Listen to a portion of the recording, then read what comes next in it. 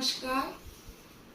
আপনার সাথে যদি কারো সম্পর্ক নষ্ট হয়ে যায় বা স্বামী স্ত্রীর সাথে সম্পর্ক একদমই ভালো হচ্ছে না, সেই মধুর মিল স্বামী স্ত্রীর মধ্যে নেই, সন্তানের সাথে বনিবনা হচ্ছে না, তবে আপনি এই কাজটি করুন।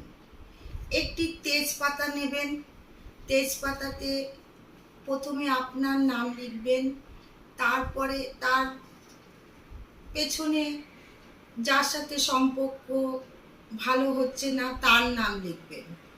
লিখে 541 এই নাম্বারটি লিখবেন।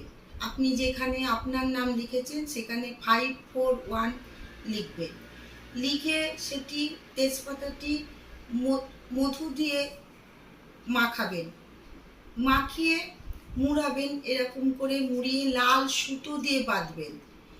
লাল কালি দিয়ে লিখবেন, দিয়ে মুড়িয়ে লাল সুতো দিয়ে বাঁধবেন।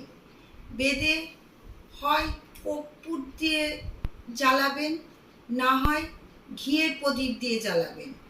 দিয়ে জ্বালানোর সময় নাম্বারটি বলবেন 541 বলবেন, দিয়ে বলে যখন পুড়াবেন তখন বলবেন যে আমার সাথে যার সম্পর্ক নষ্ট হয়ে গেছিল আবার সম্পর্ক আমার ভালো হয়ে গেছে তার সাথে বলে বলে পুড়াবেন।